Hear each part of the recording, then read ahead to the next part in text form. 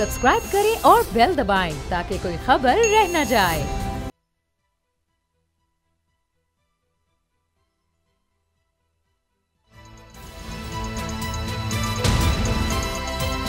अब पता चला। बिस्मिल्लाहिर्रहमानिर्रहीम, अस्सलाम वालेकुम। मैं हूं मोहम्मद उसामा गाजी और आप देख रहे हैं अब पता चला। हम जो इंसानों की तहजीब लिए फिरते हैं, हम सब वैशी कोई जंगल के दरिंदों में नहीं। बतौर कौम अगर हम अपने गिरबान में झांकें तो साहिर लुधियानवी के इस शेर का एक एक हर्फ हक है, सच है। ये शेर उजली कबा पहने राहबरों के भेस में राहजनी करते गलीज किरदारों के स्याह चेहरे अयां कर रहा है। वो शख्सियात जिनका नाम भारी भरकम अलकाबात के बगैर लेना गुनाह ठहरता है, वो घिनौने किरदार खिबासतों की कैसी अता गहराइयों में गलाजतों में लुथड़े हुए हैं। ये स्याह चेहरे रानीपुर में कमसिन फातिमा पर टूटी क़यामत ने अयां कर दिए हैं। फातिमा की तड़प तड़प कर जान देने की वीडियोस ने बहुत सौ को रुला दिया, मगर पोस्टमार्टम रिपोर्ट पढ़ें तो दिल दहल जाता है। आप भी बेटियों वाले हैं, जरा दिल पर हाथ रखकर इस रिपोर्ट के इंकशाफात सुने कि कैसे 10 बरस की फातिमा पर पीरी मुरीदी करने वाले खानदान ने जुल्म के पहाड़ तोड़े। जालिमों को जरा रहम ना आया कि फातिमा का नाम कितना मुकद्दस नाम है, किससे निस्बत है इस नाम की। फिर भी फातिमा के जिस्म का अंग अंग जख्मों से चूर चूर कर दिया इन दरिंदों ने। पोस्टमार्टम रिपोर्ट में लिखा है कि फातिमा के गले, पेट और बाजुओं पर तशद्दुद के निशानात हैं। इस नन्ही कली की पेशानी पर जहां मां मोहब्बत से बोसे लेती होगी, इस पेशानी पर नील पड़े हुए हैं। इस छोटी सी गुड़िया के सीने पर सुर्ख और स्याह निशान मौजूद हैं। पीठ पर भी तशद्दुद के बाज़े निशान मौजूद हैं। बाजू और हाथ भी जख्मी हैं। कितना तशद्दुद, कितने सितम सहे होंगे इस मासूम ने। लेकिन इससे बढ़कर जिंदगी ये कि पोस्टमार्टम रिपोर्ट में मेडिकल बोर्ड ने फातिमा से ज्यादती का खदशा भी जाहिर किया है। इतना जुल्म, इतनी दरिंदगी और इससे बढ़कर सितम के हुक्मरानों में से किसी को तौफीक नहीं हुई इस मामले का नोटिस लेने की। मामला सोशल मीडिया पर आया तो कार्रवाई का आगाज हुआ, वरना SHO से लेकर अस्पताल के MS तक सारे दरिंदगी करने वालों के सहूलतकार बनकर मामले को दबाने की कोशिश करते रहे। इस अफसोसनाक और अहम मामले में क्या मजीद इंकशाफात हुए हैं, प्रोग्राम में अहम मामलात पर बात करेंगे। अब यहाँ पर क्या शौक फरमा रहे हैं, सदर आरिफ अलवी के बयान से क्या हलचल मची है, इसके असरात क्या होंगे, इससे आगाज़ करते हैं। जहांगीर जदून साहब माहिर कानून हैं, हमें ज्वाइन कर रहे हैं। सईद मुजम्मिल शाह मेरे साथ है। जहांगीर जदून साहब, आपकी इस पर क्या राय है, क्योंकि दो मौक़िफ़ सामने आ रहे हैं कि डॉक्टर आरिफ अलवी सदर पाकिस्तान ने अगर दस्तखत नहीं किए तो ये कानून नहीं बन सकता, क्योंकि ये पहली दफ़ा अगर वापस भेजा जाए तो दोबारा जाएगा पार्लियामेंट में और फिर दोबारा आए तो फिर अगर सदर दस्तखत ना भी करे तो कानून बन जाता है। ये भी राय दी जा रही है, आपकी क्या राय है? जी बिल्कुल, कॉन्स्टिट्यूशन का जो आर्टिकल 75 है वो तो इस तरह कहता है, लेकिन ये अभी इसके अंदर थोड़ा सा कन्फ्यूजन क्रिएट हो गई है। रीज़न ये थी कि अगर जो आर्टिकल 75 है उसका जो सब क्लास 1 है उसके अंदर ये कि 10 दिन के अंदर या तो प्रेसिडेंट उसको कबूल कर लेगा, या अगर कबूल नहीं करता तो कि मैसेज के साथ वापस भेजेगा कि इसको रिकंसिडर करो सारे बिल को, या उसी कोई शिकों को रिकंसिडर करो। और तीसरी चीज़ ये भी कह सकता है कि मैं ये अमेंडमेंट प्रपोज करता हूँ, इसको कंसिडर करे। ये 2-3 चीज़ें हैं, या पूरा बिल भेज दे कि इसको रिकंसिडर करो, या उसे कोई प्रोविजन 1, 2, 3 जो कहता है ये सही नहीं है मेरे अंदाजे के मुताबिक, या मैं इसको नहीं समझता हूँ कि ये सही। या तीसरी चीज़ है कि अपनी तरफ से कोई अमेंडमेंट प्रपोज करे कि ये भी इस एक्ट के अंदर कंसिडर करो, फिर आगे पार्लियामेंट जो भी करती है। अब इसमें ये हुआ है कि 10 दिन के अंदर अंदर वो जो फाइल थी, वो समरी थी जो उन्होंने अप्रूवल करके भेजी है, वो अभी तक सामने नहीं आ सकी कि उस पे आज साइन प्रेसिडेंट ने किए या नहीं किए। असल में देखिए, रूल ऑफ बिजनेस के अंदर ये प्रोसीजर ये होता है कि जो उनका प्रिंसिपल सेक्रेटरी होता है वो प्रेसिडेंट के नोटिस में सारी डॉक लगाता है, डॉक लेके आता है, जी ये समरी आई है, ये फाइल आई है। तो उस फाइल का पीछे भी नंबर होता है कि कहाँ से किस वक्त गई है, किसके पास गई है, किससे रिसीव की है। और प्रेसिडेंट हाउस के अंदर भी ऑब्वियसली वहाँ पे जो रिसीविंग अथॉरिटी होती है वो लिखती है कि ये फाइल रिसीव हो गई है, फलाने टेबल पे पड़ी हुई है, उसका बकायदा एक नंबर होता है, वो गुम नहीं सकती, नंबर होता है। अब जब प्रेसिडेंट के सामने वो फाइल रखी गई है तो अब मैं नहीं पता, वो प्रेसिडेंट ने, वो तो कहते हैं मैंने नहीं दिया। अगर ना दिया होता तो वो फाइल का कोई मैसेज या कोई उन्होंने चाहे वर्बल उसको कहा है प्राइवेट सेक्रेटरी को, या साइन किया होता जी कि इसको वापस मैं कर रहा हूँ। अब जब उस गजट नोटिफिकेशन के लिए एक्ट चला गया तो उसके बाद प्रेसिडेंट ने फिर एक ट्वीट कर दी है, और ट्वीट से फिर ये बहुत ज़्यादा इबाम पैदा हो गए हैं तो अब जो गवर्नमेंट की साइड है वो तो ये कह रही है जी कि ये लॉ बन गया है। वो कहते हैं डीम क्लास अगर 10 दिन तक मंजूरी नहीं हुई है तो वो लॉ बन गया है। लेकिन कॉन्स्टिट्यूशन के अंदर ये चीज नहीं लिखी हुई है कि अगर 10 दिन तक वो अप्रूव नहीं हुआ है, वो तो कहते हैं मैंने वापस कर दिया है। अगर उन्होंने वापस कर दिया, उसको ट्रेस मिल जाता है जी कि वापस हुआ है और साइन नहीं हुए हैं, तो फिर तो वो एक्ट नहीं बन सकता। ऑब्वियसली उसका वो जो आपने सेकंड कंसिडरेशन दी है, ठीक, दोबारा अगर पार्लियामेंट है ही नहीं है, इसका मतलब है वो तो फिर अभी बिल एक्ट बन ही नहीं सकता। लेकिन वो समरी कहाँ से ढूंढे जिससे पता चले। ये प्रेसिडेंट को इंक्वायरी करनी चाहिए थी कि मैंने अगर वापस की है तो वो पार्लियामेंट के पास जो स्पीकर है, सेक्रेटरी टू स्पीकर है नेशनल असेंबली का, उसके पास क्यों नहीं पहुंची है। ये चेयरमैन सेनेट जो है उसके ऑफिस में उसके सेक्रेटरी के पास वो समरी क्यों नहीं पहुंची है। ठीक जहांगीर साहब, इस पे इंटरनेशनली लोग जो हैं वो हैरानगी का शिकार हैं कि किस तरह से हो सकता है कि एक मुल्क का सदर जो है वो ये कह रहे हैं कि मुझसे पूछे बगैर बिल साइन किए जा रहे हैं। लेकिन इसी ट्वीट में थोड़ा सा ये क्लैरिफाई कर दूं कि अभी तक वो समरी ट्रेस आउट नहीं हुई कि उसके साइन हुए या नहीं हुए। सही, ये डिनाई कर रहे हैं ना, या किस तरह अप्रूवल दी है। अगर देखें ना इसके अंदर अगर किसी के पास अभी तक वजारत कानून ये कह रही है कि साइन के बगैर ही, कहने डीम्ड एक्सेप्टेबल, इसको समझ रहे जी। साइन तो नहीं हुए, ये तो कंफर्म है कि साइन नहीं हुए, ये तो दोनों तरफ से कंफर्म है। देखिए वो समरी अभी तक अवेलेबल नहीं है, ना मीडिया के पास है, ना ही किसी डिपार्टमेंट ने अभी शो किया है कि इधर प्रपोज की वजह ये है कि जिस बंदे के पास वो पड़ी हुई है वो उसने कंसीलमेंट ऑफ द डॉक्यूमेंट किया है, उसके खिलाफ एफआईआर हो सकती है कि आपने ये इतना इंपॉर्टेंट डॉक्यूमेंट जो है उसको अपने पास छुपा के क्यों रखा हुआ है, चाहे जिधर भी है, वाने सदर में है या पार्लियामेंट प्राइम मिनिस्टर हाउस में है। अगर वो डॉक्यूमेंट किसी जगह से मिल जाएगा और किसी की टेबल से मिलता है, किसी की दराज से मिलता है, तो ये तो एक डॉक्यूमेंट को थेफ्ट है ना, उसको एक कंसील किया गया है, एक चुराया गया है, ताकि एक जो है इसके अंदर एक बहुत बड़ी कंट्रोवर्सी क्रिएट कर दी गई है। वो बंदे पे डायरेक्ट जो है वो जिम्मेदार होता है। वो प्रिंसिपल सेक्रेटरी का काम था कि अगर प्रेसिडेंट ने कह दिया जी वापस कर दो, तो प्रेसिडेंट को रिपोर्ट करता जी कि हमने वापस कर दिए, फलाने बंदे ने रिसीव कर दिए। 2 मिनट का काम है, मुश्किल काम तो नहीं है। उनके पास जो उनकी लॉग बुक होती है, डॉक होती है, उसके अंदर लिखा होता है कि फलानी समरी फलानी मिनिस्ट्री से आई है और पार्लियामेंट से अप्रूव होके एक मिनिस्ट्री के पास उसकी ट्रेल होती है। जिस मिनिस्ट्री का ये पार्लियामेंट्री अफेयर का जो मिनिस्ट्री है उसके पास इसका पूरा रिकॉर्ड होगा कि फलानी तारीख ये बिल कौमी असेंबली से पास हुआ है या अपने सेनेट से पास हुआ है और हमने बाई प्राइम मिनिस्टर हाउस जो है प्रेसिडेंट हाउस को भेजी है। ठीक है, वो समरी घूम नहीं सकती, इसलिए शायद उन्होंने अपने सेक्रेटरी की तो खिदमत वापस कर दी है। लेकिन मुजम्मिल का सवाल सर कंप्लीट नहीं हो सका। जहांगीर साहब, मैं ये पूछना चाह रहा था कि इसी ट्वीट के आखिर में उन्होंने माफ़ी मांगी है कौम से और कहा है कि जो भी इसके तहत सज़ा भुगतेगा उससे मैं माफ़ी मांगता हूँ। इसका मतलब ये है वो खुद एक्सेप्ट कर रहे हैं कि ये लॉ बन चुका है, लेकिन मेरी इसमें सिर्फ जो असेंट है वो शामिल नहीं थी। तो लॉ को तो वो खुद एक्सेप्ट कर रहे हैं। ये जो डिबेट की जा रही है कि ये रिडंडेंट हो चुका है, ये बिल नल एंड वॉइड हो चुका है, आपको लगता है कि ऐसा हो गया एक ट्वीट करने के बाद, या सदर खुद एक्सेप्ट कर रहे हैं कि नहीं ये लॉ बन चुका है? अब वो ये ट्वीट नहीं करनी चाहिए, क्योंकि वो देखिए जो भी है प्रेसिडेंट एक पार्टी है और पार्टी से इलेक्शन लड़ा है, प्रेसिडेंट वो कोई इनकार नहीं कर सकता। वो कि ये कॉन्स्टिट्यूशनल ऑफिस होता है, जब बंदा ऑफिस ऑक्यूपाई करता है उसका एफिलिएशन खत्म हो जाता है। लेकिन आप देखें प्रेसिडेंट इमरान खान को जब 9 तारीख को अरेस्ट किया गया तो रेस्ट हाउस में एक प्रेसिडेंशियल प्रोटोकॉल के साथ उसको मिलने के लिए गए। अब इससे कोई डिनाइल नहीं कर सकता कि वो पार्टी के मतलब एक पार्टी के साथ उनका एफिलिएशन है। ये उन्होंने ये ट्वीट किया है, इसने बहुत ज़्यादा इबाम पैदा कर दिया।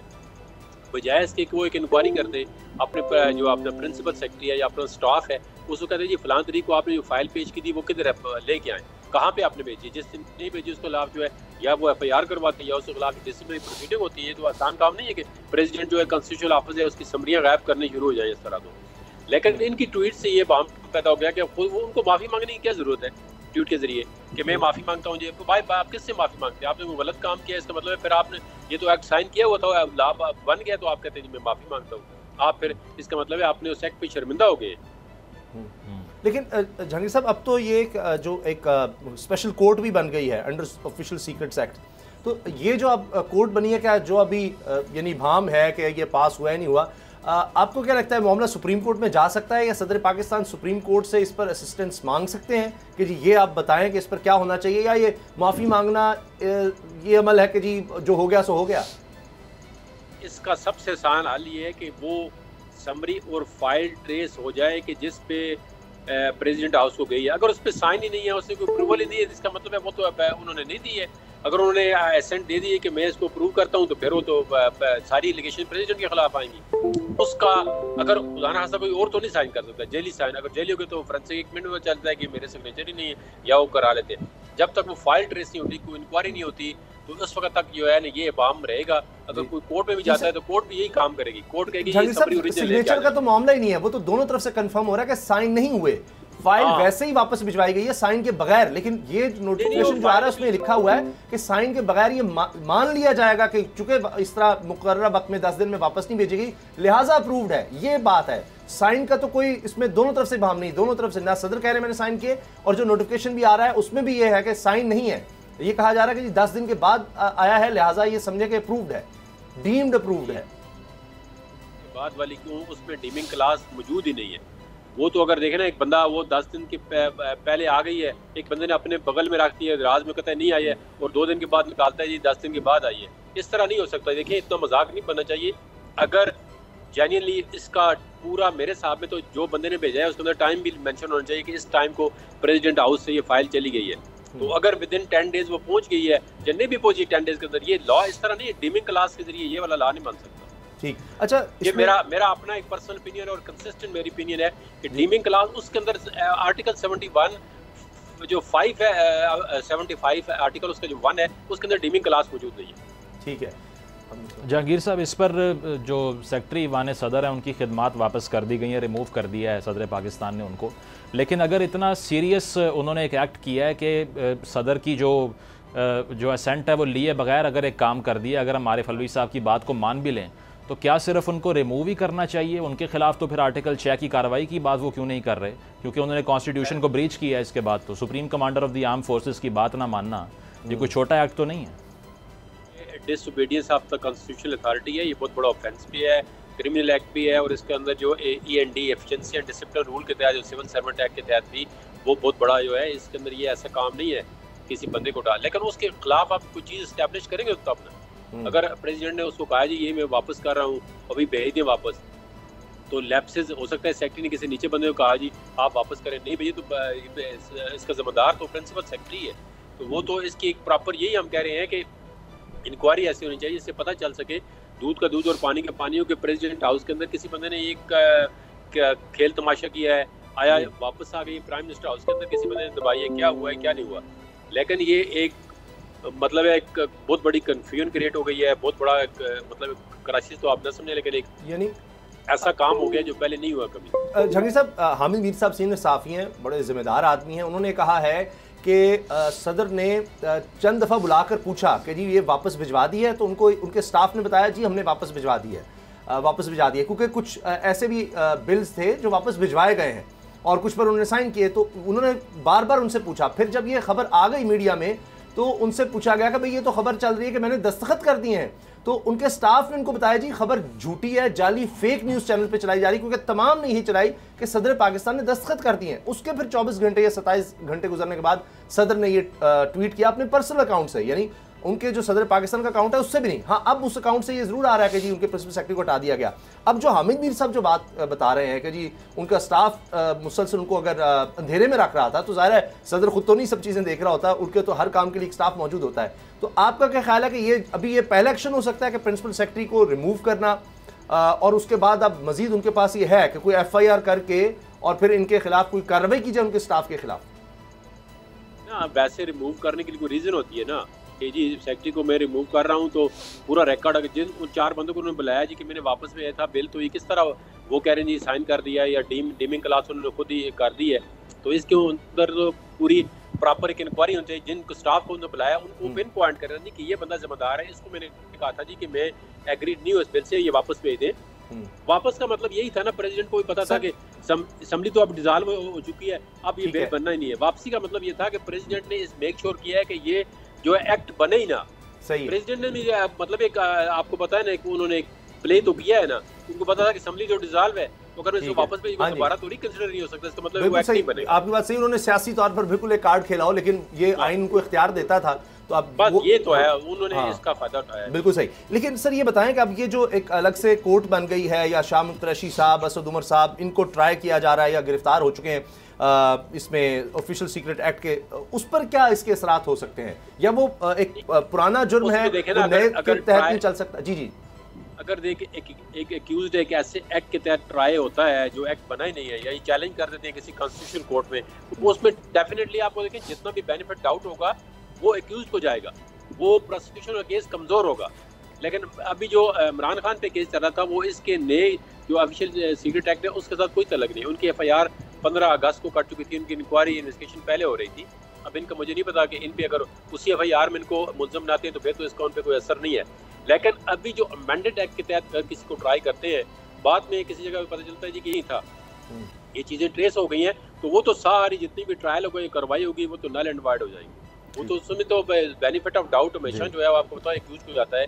और एक ऐसा एक्ट जो अभी साइन ही नहीं हुआ, जो बिल नहीं वो बना ही नहीं है कानून, तो उसके तहत किसी को ट्राई करना ये तो उसके फंडामेंटल राइट के प्योरली अगेंस्ट है, फिर उनको फायदा हुआ। जहांगीर साहब, वे फॉरवर्ड की अगर हम बात करें, तहरीक इंसाफ कोर्ट से रुजू कर रही है। रज़ा रब्बानी साहब ये कहते हैं कि आप सेनेट की कमेटी तश्कील दें और वो फाइंडिंग्स निकाले, और अगर सदर रिस्पॉन्सिबल हैं तो उनके खिलाफ भी कार्रवाई की जाए। आपको क्या लगता है दोनों में से बेहतर रास्ता कौन सा है? अब मुझे मेरे कोई इसका वो नहीं सजेस्ट नहीं कर सकता कि इसमें क्या किया जाए, लेकिन इसकी जुडिशल इंक्वायरी हो या ऐसी कोई इंक्वायरी हो, वो अबाउट द बोर्ड बिल्कुल मेरिट पे इंक्वायरी हो। अगर प्रेसिडेंट इसमें अगर कोई कहता है जी प्रेसिडेंट के बिहाफ पे ये गलत बयानी की गई है, तो फिर तो प्रेसिडेंट को फिलफोर रिजाइन कर देना चाहिए। तो अगर कहते हैं नहीं प्रेसिडेंट तो अपनी जगह पे सही थे, इनके स्टाफ ने किया तो स्टाफ के खिलाफ। लेकिन जहांगीर साहब, ये जो कार्रवाई करने की बात की जा रही है, उनको इम्यूनिटी नहीं है वैसे प्रेसिडेंट को? नहीं, वो वाली इम्यूनिटी तो उनको किसी का क्रिमिनल ट्रायल तो नहीं हो रहा ना प्रेसिडेंट का, ना ही उसको किसी कोर्ट ने समन किया है। लेकिन एक चीज़ है, इंक्वायरी तो की जा सकती है ना, कि वो एक ऐसी शहादत हो जी कि अगर कल को वो 2-4 बंदे आ जाता है प्रिंसिपल सेक्रेटरी, वो कहते हैं जी हमें प्रेसिडेंट ने साइन करके दी है चीज़, और साइन मौजूद है प्रेसिडेंट को और सही ओरिजिनल है, तो फिर तो जाहिर बात है प्रेसिडेंट साहब की जो बयान है वो ठीक नहीं है। ठीक, बहुत बहुत शुक्रिया जहांगीर जद्दून साहब, माहिर कानून, आप हमारे साथ थे। तो बहुत से इबाम हैं, फाइल नज़र आ रहे हैं, बहुत बड़ी कंट्रोवर्सी जनरेट हो गई है, जिस हम ज़मीन बात की कि इंटरनेशनल लेवल पर पाकिस्तान के लिए बहुत बड़ी एम्बेरसमेंट है, और ऐसा पहले कभी नहीं देखा गया पाकिस्तान की तारीख में। बहुत कुछ हुआ है, लेकिन ये नहीं हुआ कि सदर जो है वो कह रहा हो कि जनाब उस स्टाफ ने ये काम कर दिया है और उनको अंधेरे में रखा है। इससे पूरी रियासत का एक मजाक बनता है। हम ब्रेक लेते हैं और ब्रेक के बाद बात करेंगे। कुछ और कानूनी पहलू हैं, लेकिन हैं वो मियां नवाज शरीफ साहब के हवाले से। कहा जा रहा है कि उनकी लीगल टीम अब इस काम पर लग गई है कि मियां साहब को किस तरह हिफाजत के साथ वापस लाया जा सकता है, इनको किसी तौर पर जेल ना जाना पड़े। और कुछ मुलाकातें भी बरतानिया में कुछ खास लोगों से मियां नवाज शरीफ साहब की हुई हैं। ब्रेक के बाद बात करते हैं।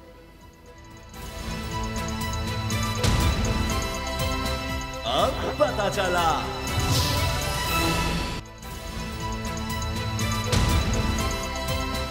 अब पता चला।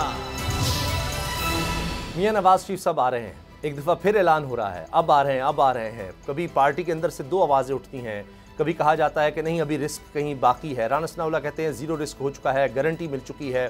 फिर भी खबरें चलती हैं नहीं उन्होंने मुलतवी कर दिया है, क्योंकि अभी इलेक्शंस होते नज़र नहीं आ रहे। जब इलेक्शंस करीब आएंगे फिर ही वो आएंगे। अब खबरें आ रही हैं कि उनकी लीगल टीम को ये टास्क दे दिया गया है कि वो तैयारी करें कानूनी तौर पर किस तरह से उनको प्रोटेक्शन मिल सकती है कि आते उनको किसी सूरत भी जेल ना जाना पड़े किसी तरह से। क्योंकि वैसे तो अगर कोई शख्स मुजरिम है पाकिस्तान की अदालतों का, मफरूर हो जाए, तो एतजाज़ अहसन साहब का कहना है कि बराह रास्त वो पहले जेल जाएगा, बाकी बातें बाद की हैं, क्योंकि वो एक जेल टर्म भुगत रहा था, यानी उसको सज़ा हो चुकी थी और कोई भी रियायत का मुस्तहिक नहीं होता। वो ऐसे ही है जैसे जेल तोड़कर भागा हो। तो जेल तोड़कर अगर कोई भागा है तो ये नहीं हो सकता कि उसको आप रियायत दे देंगे, वाकई जनाब आपकी हम केस सुन रहे हैं, तब तक आप बाहर रहें।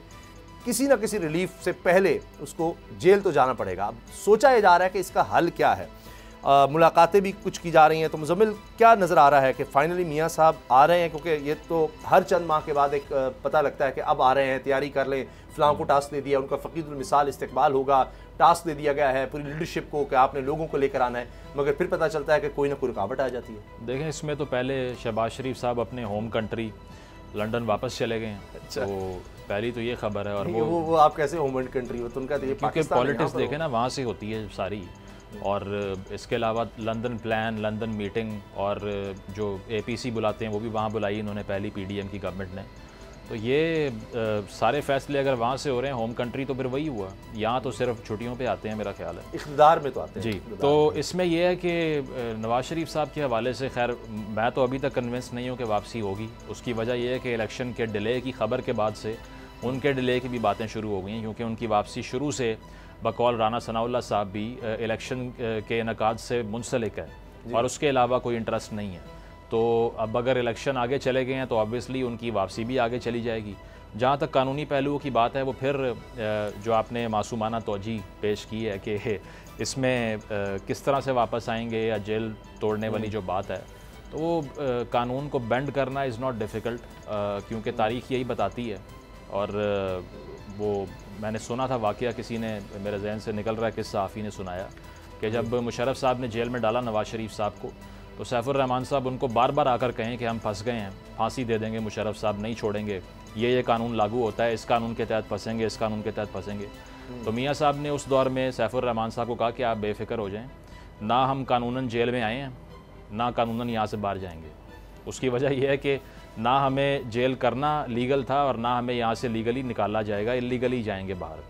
तो यही चीज़ है कि ना लीगली यहाँ सज़ा होती है, ना लीगली एक्विटल होता है, और वही इनके केस पे आप अप्लाई कर दें तो अगर तो एक्सेप्टेबिलिटी मेंटेन कर लेते हैं, जो कि मुझे लगता है नहीं होगी, और अगर वापसी की आप बात कर रहे हैं जो मुझे लगता है अभी नहीं होने वाली, तो फिर तो लॉ वगैरह बेंड करना इज़ नॉट डिफिकल्ट। लेकिन जो इनको बाहर भेजने में कलीदी किरदार था शहबाज शरीफ साहब का, और आपको याद होगा सलमान शहबाज जो उनके साथ चले गए हैं, बेटे शहबाज शरीफ साहब के साबिक वज़ीर-ए-आज़म के, गारंटर उन्होंने कहा था, हाँ जी, उन्होंने कहा था गेम चेंजर। तो उसके बाद गारंटर भी वो थे, और देखिए उसके बाद कभी भी मियां साहब वापस नहीं आए, कोई किसी के खिलाफ एक्शन भी नहीं हो सका, 4 साल हो गए। अब वो गए हैं वहां पर, अब शायद वो ले आए, क्योंकि राना सनाउल्लाह साहब कह रहे हैं कि अब बिल्कुल शहबाज शरीफ साहब वाली जो पॉलिटिक्स है, ताबेदारी वाली, वो उसको फॉलो करेंगे, वही हमारा अब होगा। ये किताबी बातें छोड़ दें, ये वोट को इज्जत देना और फलां फलां, ये अब कुछ नहीं है। देखिए वो 1% रिस्क वाला आर्ग्यूमेंट ही है ना। ख्वाजा आसिफ साहब के बकौल अभी 1% से नीचे नहीं हुआ, राना सनाउल्लाह साहब कह रहे हैं 1% से कम हो चुका है। तो वो अगर आते भी हैं, और इस सूरत हाल में जब आज भी स्टॉक मार्केट में 700 पॉइंट्स की कमी वाक़ई हुई है, और वो क्यों वाक़ई हुई है? सदर पाकिस्तान के ट्वीट के बाद इंस्टेबिलिटी तो ख़त्म होने का नाम नहीं ले रही, बल्कि अब जो कॉन्स्टिट्यूशनल डॉलर देखिए 297 इंटरबैंक में चला गया, 300 से ऊपर ट्रेड कर रहा है। तो अब ये देखें ना कि इंस्टेबिलिटी का जो आर्ग्यूमेंट होता है कि उसको ख़त्म करना है, फिर मैशत फिक्स होगी। मैं तो देख रहा हूँ कि जितना बड़ा आइनी बहरान ये सदर पाकिस्तान के ट्वीट के बाद और आगे आके इनके अपने इलेक्टोरल कॉलेज मिसिंग होने के बाद जो पैदा होगा, वो तो पहले से भी शायद बड़ा हो जाए। उसकी वजह यह है कि असम्बलीज़ भी इन प्लेस नहीं होंगी, और अगर ये रिज़ाइन नहीं करते तो कन्फ्रंटेशन का माहौल पैदा हो जाएगा, इदारे से लड़ेंगे आपस में। तो वो तो मामला ख़त्म नहीं हो रहा। तो अगर ये इस सारी चीज़ को मियाँ साहब आके ऑन करना चाह रहे हैं तो बेशक आ जाएं। नहीं, वो इसको सेटल भी तो कर सकते हैं आके, वो एक बड़े लीडर रहे हैं, और तो वो आकर चीज़ों को बेहतर भी तो कर सकते हैं, उनके आने से बेहतरी आ सकती है। बेहतर देखें ना, आसिफ जरदारी साहब जो कि अब सुना है लाहौर में डेरे डाल रहे हैं, तो वो भी समझ रहे हैं उनका यहाँ आने का मतलब ये होता है कि वो पार्टी को मजबूत करना चाह रहे हैं, आगे इलेक्शंस की तैयारी की तरफ वो देख रहे हैं। लेकिन इसमें एक अजीब बात ये भी है कि मियाँ साहब की तरफ से, मरीम साहबा की तरफ से उस तरह कोई सदर पाकिस्तान के खिलाफ कोई एक महाज नहीं खोला गया जिस तरह हम वैसे देखते रहे हैं। वो भी बड़े इस पे खामोश, जरदारी साहब पे बराह रास्त, बिलावल साहब पे बराह रास्त कुछ नहीं आया इस पर। बिल्कुल ऐसे है, थोड़ा लो की पॉलिटिक्स कर रहे हैं, बल्कि पॉलिटिक्स तो शायद कर ही नहीं रहे। मरीम साहिबा की पिछले 3 महीने या 2 महीने में एक ही अपीयरेंस है, और वो भी जो इस्लामाबाद में जो अफसोसनाक वाक़या पेश आया था कमसुन घरेलू मुलाजमा के साथ, वहाँ पर वो गई थी उनकी तीमारदारी के लिए। इसके अलावा तो कोई अपीयरेंस भी मीडिया पर उनकी नहीं है, और ये किसी स्ट्रैटेजी के तहत ही होती है, क्योंकि अगर स्ट्रैटेजी ना हो तो जलसों के ऐलान तो पहले वो करती रही हैं कि हमने करने हैं। खुडियाँ वाला जलसा देख लें, उसके बाद से कोई ख़ास डेवलपमेंट नहीं हुई जब से दुबई मीटिंग हुई है उसके बाद। तो कुछ ना कुछ तो पसे पर्दा उनको भी इल्म है कि या तो फ़ायदा नहीं है पॉलिटिकल एक्टिविटी का क्योंकि हमारा चांस नहीं है, या नंबर 2 पॉसिबिलिटी ये है कि अगर हम बोलेंगे तो जो चांस है वो चला जाएगा, इसलिए खामोश रहें। तो ये चीज़ है कि अभी फ़िलहाल तो पॉलिटिकल क्लास जो है वो टोटली आउट है, और हम देख रहे हैं एक ब्यूरोक्रेसी रूल में है, और वही रूल कर रही है, वही फैसले करेगी, और कोई मुआशी बेहतरी होगी, क्रेडिट भी उनको ही मिलेगा। अब ये हमारी जो सियासी लीडरशिप है, अभी तो हमें ज़ाहिर है जो पार्लियामानी सियासत है उससे तो वो एक तरह से बाहर है क्योंकि है ही नहीं असम्बली।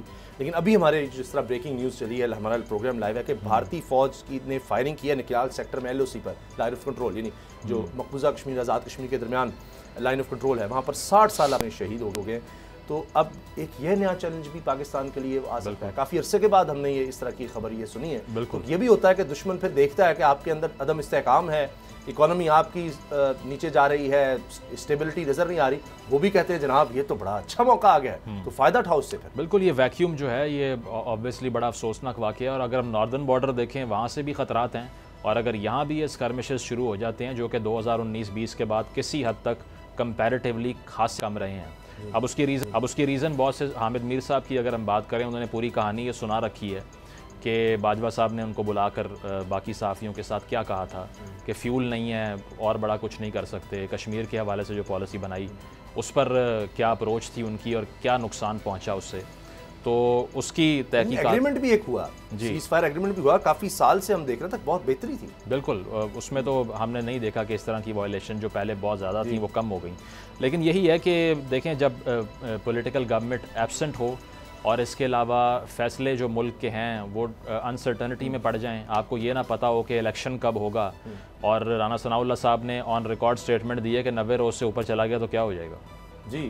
तो अगर इस तरह के बयान भी कह चुके हैं कि क़यामत नहीं आ जाएगी जी, तो ये है स्टेटमेंट, मतलब कॉन्स्टिट्यूशन टूट जाए क़यामत नहीं आएगी। इसके खिलाफ अगर बोल रहे हैं तो पीपल्स पार्टी की सेकंड ईयर हम कहेंगे, कम से कम, मैं थर्ड ईयर नहीं कहना चाहता, बुरा लगता है, लेकिन यह है कि मेन लीडरशिप पीपल्स पार्टी की इस पर खामोश है इलेक्शन डिले पर। नीचे जरूर उस पर एहतजाज या कहा जा रहा है कि फैसल हकीम कुंडी साहब हैं, नथिंग अगेंस्ट हिम, वो डिप्टी स्पीकर रहे हैं कौमी असम्बली के, बड़े अहम रहनुमा हैं पीपल्स पार्टी के। आखिरी सवाल इस बात पर, काजी फाइसा साहब का नाम भी लिया जाता रहा नून लीग की तरफ से कि जी हमें मौजूदा चीफ जस्टिस पे एतबार नहीं है, वो आएंगे तो फिर वो तो सितंबर में तो वो मामला हो रहा है। इसका मतलब है कि वो जो आप बात करते रहे कि सिर्फ उस पर भी आप तकिया नहीं कर सकते कि जी जस्टिस काजी फाइसा साहब का, ये तो इनका ख्याल था ना, जस्टिस साहब ने तो कोई इनको यकीन दहानी नहीं करवाई हुई, तो कहीं ऐसा तो नहीं है कि वहाँ से भी अब थोड़ा इनको इबाम पैदा हो गया कि वाकई वो जो हम सोच रहे थे कहीं ये गारंटी तो नहीं मिली। बिल्कुल अपना नुकसान वहाँ से इस तरह किया कि प्रैक्टिस एंड प्रोसीजर बिल जो ये लेकर आए हैं, उसके बाद बेंच फॉर्मेशन तो चीफ साहब का इख्तियार ही नहीं है, मतलब सिंगल हैंडेडली इख्तियार नहीं है।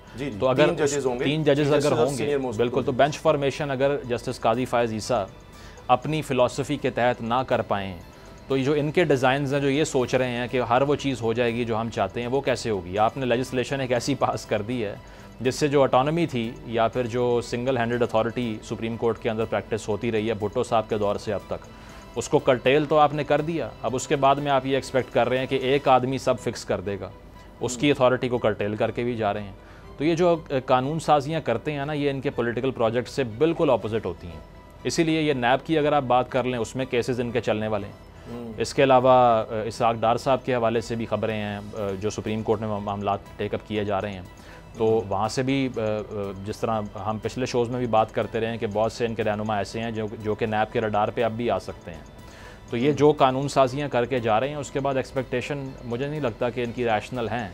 वो शायद एक कहना चाहिए रिक्वेस्ट ही हो सकती है, लेकिन एक आदमी जो अपने मनसब पर अभी आया नहीं है, उससे पहले ये तयन कर लेना कि इसके बाद सब ठीक हो जाएगा, कभी ऐसा हुआ नहीं।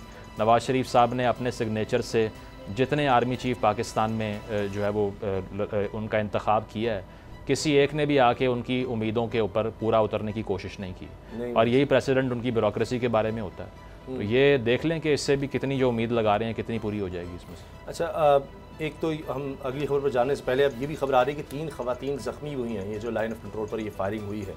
तो मैं तो ये समझता हूँ अपील ही कर सकते हैं हम कि हमारी जो हमारे रहनुमा हैं, राहबर हैं, फ़ैसला साज हैं, वो मिल बैठकर ज़रा मुल्क के हालात को देखें। ये जो हम एक इंतशार किसी कैफियत देख रहे हैं, इसको कंट्रोल करने की ज़रूरत है, ताकि फिर हम ये इस तरह दुश्मन से भी निपट सकें। वरना ये जो अंदर हमारे इख्तलाफात पैदा हो रहे हैं, इससे वो फ़ायदा उठाने की कोशिश करें। वाज़े तौर पर नज़र आ रहा है कि बड़े अरसे के बाद हमने देखा है कि इस तरह से अब फिर ये खिलाफ वर्जियाँ शुरू हो गई हैं। तो हो सकता है कि भारत को थोड़ा वो अभिनंदन वाला मामला भूल गया हो, इस वजह से उसने इस तरह की हरकतें दोबारा शुरू कर दी। इलेक्शन करीब आ रहे हैं ना, उन्होंने कैश करवाना है इस चीज़ को, क्योंकि वहाँ पे एंटी पाकिस्तान वोट आपको पता है कि कितना बीजेपी सीख करती है। पहले भी यही हुआ, इलेक्शन से पहले ये किया गया इस तरह की हरकत, और फिर इलेक्शन मोदी ने जीत। उनको लगता है कि वो हर दफ़ा इस तरह इलेक्शन जीत सकते हैं कि यहाँ पर कुछ करवा दो, और पाकिस्तान से नफरत जो है वो हमेशा वहाँ पर बेची जाती है। कम अज़ कम ये हमारे मुल्क में ये ज़रूर है कि कभी आप इलेक्शन में नहीं देखेंगे कि इस तरह से कोई भारत के खिलाफ नफरत या उसको एंटी इंडिया वोट यहाँ पे लिया नहीं जाता, लेकिन वहाँ पे anti Pakistan vote is very popular, और उसी की बेसिस पे बीजेपी को वो प्रेफर भी करते रहे हैं अगेंस्ट कांग्रेस वहाँ पे, कि वो कहते हैं कि नहीं, कांग्रेस ने वो स्टांस नहीं लिया जो बीजेपी ने लिया है। और इसीलिए आप देख लें कि मोदी साहब का री इलेक्शन जो है वो मोस्टली इसी बेसिस पे था, हेटरेट की बेस पे था। अच्छा, हम जनाब बड़ा क्रिटिसाइज़ करते हैं पाकिस्तान में कि जी बड़ा जुल्म और जबर होता है। कुछ वाक़यात इस तरह के आते हैं कि जिस पर हम भी परेशान हो जाते हैं कि इतने दरिंदे पाकिस्तान में मौजूद हैं, लेकिन फिर ऐसे लगता है कि उससे भी बड़ा कोई ऐसा वाक़या हो जाता है कि इंसान सोच ही नहीं सकता। पाकिस्तान बच्चियों के साथ इस तरह ज़्यादती के वाक़यात आए, बिल भी पास हुआ, उसके बाद समझा गया कि शायद ऐसे वाक़यात रुक जाएंगे, लेकिन बाज़ औक़ात देखा गया कि अच्छा कोई रिश्तेदार होता है, कोई इस तरह आते जाते किसी बच्चे को अगवा किया, कुछ किया गया।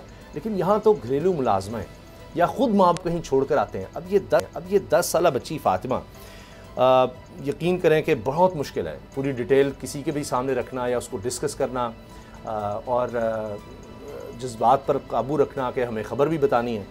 चूँकि हम मतलब बतौर वालिद मुझे भी बड़ा ये दुख होता है, अफसोस होता है और हिल जाता है इंसान कि किस तरह से ये दरिंदगी हो सकती है। अब जो पोस्टमार्टम में रिपोर्ट आई है, मैं जब से खबरें आ रही थी मुज़म्मिल, मैं आपके प्रोग्राम से पहले भी बता रहा था, तो मैं ऐसे कह रहा था, अपने आप को कह रहा था नहीं नहीं इस तरह नहीं हो सकता, हाँ जुल्म जबर किया होगा, अच्छा उसको मारा पीटा, कितना जुल्म किया। लेकिन जो कुछ पोस्टमार्टम रिपोर्ट में आ रहा है वो तो बयान से बाहर है कि 10 साल की बच्ची के साथ ज़्यादती का कहा जा रहा है, और वो भी एक तसलसल नज़र आ रहा है उसका, मारपीट के साथ।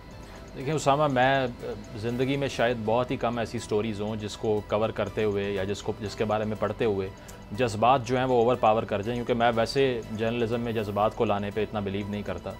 लेकिन ये ख़बर ऐसी है कि इसमें जो डिटेल है वो पढ़ के पहले तो डिसबिलीफ होता है, यकीन ही नहीं आता कि ऐसा हो सकता है, और उसके बाद में आपका दिल करता है कि तमाम कवानीन रास्ते से हट जाएँ और वो जो मुल्ज़िम है वो आपके हाथ लग जाए किसी तरह। अब ये जो पोस्टमार्टम रिपोर्ट में डिटेल है थोड़ी सी, अगर मैं ये आपको पढ़ के सुनाऊँ तो इसमें जो रिपोर्ट जो है वो रिवील करती है कि there is genital and anal torture and trauma being induced, यानी कि जिनसी तशद्दुद बदतरीन 10 साल की बच्ची पे मुल्ज़िम असद शाह साहब के घर में किया गया है। इसके अलावा bluish red mark on the right side of the head, 6 centimetre का एक ज़ख़म जो है वो सर के दाएँ हिस्से की तरफ है। इसके अलावा 3 ब्रूजेस लोअर बैक पे हैं, यानी कि लोअर बैक पे भी टॉर्चर के 3 बड़े निशानात हैं।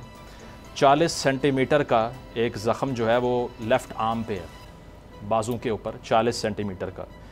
और ये सारा कुछ देखने के बावजूद घर वालों को क्या बताया गया कि आपकी जो बेटी है उसके पेट में दर्द था, उसका इंतकाल हो गया, उसको ले जाएं। वालिद ने दफना दिया। उसके बाद आकर पुलिस ने इंटरवीन किया, दरख्वास्त दी गई और उसके बाद में एक्सह्यूमेट किया, बॉडी को निकाला, फिर पोस्टमार्टम किया और उसमें ये सेक्सुअल टॉर्चर जो है वो प्रूव हो रहा है।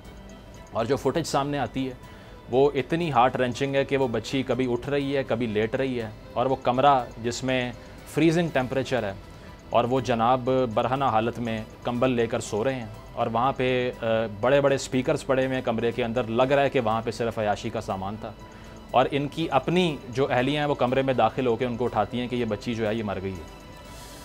और उसके बाद में कोर्ट से उनकी अहलिया को ये जानते हुए भी कि वहाँ पर प्रिजनर्स रखे जाते हैं, उनको बेल मिल जाती है, ठीक है। और 2 मज़ीद बच्चियाँ जो है मंजर आम पर आई हैं जिन्होंने ये कहा कि इसी घर में हमारे ऊपर सालों तशद्दुद हो चुका है, हम निकल आए वहाँ से, ये बच्ची निकल नहीं सकी। तो अब मुझे ये पीपल्स पार्टी के जो क़यादत है, जो कि सिंध को तकरीबन तीसरा टेन्योर, चौथा टेन्योर होगा रूल कर रही है, ये फ्यूडल सिस्टम को ख़त्म नहीं कर पाए। ये जनाब जो हैं असद शाह साहब, ये पीर साहब हैं, पहली बात ये इस तरह की एक मोनोपोली वहाँ पर ये लोग बनाते हैं कि ये आवाम को बेवकूफ़ बना के उनसे वोट भी लेते हैं, पैसे भी लेते हैं और उनके बच्चों पे जबर करते हैं, और उसके बाद में आपको बताते हैं कि हम असल में खिदमत कर रहे हैं आपकी। तो इसी ख़ानदान के अब 3 पार्टियों से ताल्लुक़ हैं। पहली पार्टी कौन सी है? PML फंक्शनल लीग के साथ। दूसरी पार्टी है पीपल्स पार्टी, तीसरी तहरीक इंसाफ। इस ख़ानदान के अंदर तीनों पार्टियों के MPAs भी हैं, MNAs भी हैं। कौन इंसाफ करेगा इनके साथ? क्या होगा इसके बाद? दियत के कानून का गलत फ़ायदा उठाते हैं इस तरह के लोग, खून बहा दे के बाहर आ जाएंगे। इससे पहले आप मुझे बताएं शाहरुख जतोई के केस में क्या हुआ? सारे मीडिया में हमने और आपकी तरह के सहाफ़ियों ने आवाज़ उठाई, कुछ नहीं। नाज़िम जोकियों के केस में क्या हुआ? उसकी बीवी ने कहा कि मुझे इंसाफ नहीं मिल सकता, मैंने माफ़ किया। रेमंड डेविस ने लाहौर में दिन दहाड़े 2 पाकिस्तानियों को 100 में गोलियां मार दी, खून बहा दे के बाहर चला गया। इस केस में क्या इंसाफ हम एक्सपेक्ट करेंगे कि हो जाएगा? नहीं होगा बिल्कुल। वो इसलिए नहीं होगा कि अशराफिया की यहाँ पर हुक्मरानी है। वो किसी की बच्ची को तशद्दुद करके मार दें, उसकी लाश को फेंक जाएं, या किसी जज साहब की जो अहलियाँ हैं वो रॉड से तशद्दुद करें एक बच्ची के ऊपर, सर में कीड़े पड़ जाएं, उसके बाद भी कुछ नहीं होता। तो यहाँ पर ये एक्सपेक्ट करना कि कोई जस्टिस प्रिवेल करेगी, हो नहीं सकता। इन पार्टी से जो जमहूरियत का मंजन बेचते हैं, इनसे सवाल करें कि 30 साल में अगर आपसे अपने सूबे को डेमोक्रेटाइज़ नहीं किया गया तो पाकिस्तान में कौन सी जमहूरियत लेके आनी आपने। एक 10 साल की बच्ची को नहीं बचा सके अगर हम सब मिलकर, तो क्या कर सकते हैं। उसके बाद उसकी मौत के बाद भी उसको इंसाफ मिलता नज़र नहीं आ रहा, तो इससे बड़ा अलमिया क्या हो। डॉक्टर जनाब लिख कर दे देता है कि बच्ची के पेट में दर्द था। ये भी हो चुका है कि डॉक्टर के पास ले जाया गया इसी केस में, और पुलिस भी उसमें मिली हुई है कि हाँ जी इसको दफना दिया जाए। ये तो अगर मीडिया में ना आए मुजम्मिल, तो इसका मतलब है कि सिर्फ मीडिया से अगर आप छुपा लें तो बस फिर पता नहीं कितनी इस तरह की फातिमा जो है वो दफन की जा चुकी हैं। बिल्कुल ऐसे आप देखें ना, पाकिस्तान के अंदर जिस तरह मैंने कल भी कहा कि 33 मिलियन बच्चा डोमेस्टिक लेबर कर रहा है। अब उस 33 मिलियन में से कितने का ये हाल हो रहा होगा, कितने पे तशद्दुद हो रहा होगा, कितने पे जलाने के मार्क्स होंगे, कितनों को रॉड से मारा जा रहा होगा। सिर्फ जो सामने आ जाते हैं, जिनके वालिदैन बोल पड़ते हैं, कोई FIR हो जाती है, उनका केस टेकअप किया जाता है। उसके अलावा तो हमें हज़ारों स्टोरियाँ पता भी नहीं है कि यहाँ हो क्या रहा है। ऐसे ही बस जी अल्लाह ताला ऐसे दरिंदों को गारत करे, और अल्लाह करे कि हमारे मुल्क में ऐसा निज़ाम आ जाए। ये भी अभी टेस्ट केस है कि उसके बाद जनाब किसी को ये जुर्रत ना हो, कुछ सोच भी ना सके ऐसा करने का जो इस बच्ची के साथ हुआ है। अगरचे हमें उम्मीद कम नज़र आती है, अगरचे, लेकिन फिर भी निज़ाम इंसाफ से ही इंसाफ की तवक्को की जा सकती है। गिरफ़्तार हैं, अब ये ना हो कि इनको भी ज़मानत मिल जाए कि जी इसकी अहलिया को ज़मानत मिल गई, किसी और को भी ज़मानत मिल जाएगी, ये केस प्रूव नहीं हो रहा, फिर कौन कसूरवार है, कौन इस बच्ची को इस तरह टॉर्चर करता रहा। प्रोग्राम देखने का शुक्रिया, अल्लाह हाफ़िज़।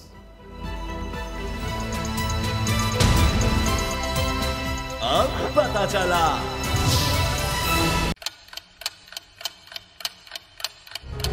आप लोग इस मुल्क पाकिस्तान में आजाद हैं। सहाफती उसूलों पर कारबंद बोल न्यूज ने रखी रिवायत बरकरार। बोल न्यूज की जानिब से देखने वालों को यौम आजादी की बेहद मुबारकबाद। मुल्क भर से जश्न आजादी की तकरीबात बोल ने दिखाई अपनी स्क्रीन पर। पाकिस्तान के 76वें यौम आजादी का जश्न बोल ने सुनाई पाकिस्तान जिंदाबाद के नारों की गूंज। बोल की सबसे बड़ी ट्रांसमिशन में पाकिस्तान का नाम रोशन करने वालों ने दिए कौम को पैगामात। बेपनाह मुश्किलात का सामना करके इस मुल्क को हासिल किया। आज़ाद कौमों को बहुत सी कुर्बानियाँ देनी पड़ती हैं। 76 वारियों में आज़ादी का दिन जोश खरोश के साथ मनाया, क्योंकि जिंदाबाद पाकिस्तान ये है बोल की पहचान। सब्सक्राइब करें और बेल दबाएं ताकि कोई खबर रह न जाए।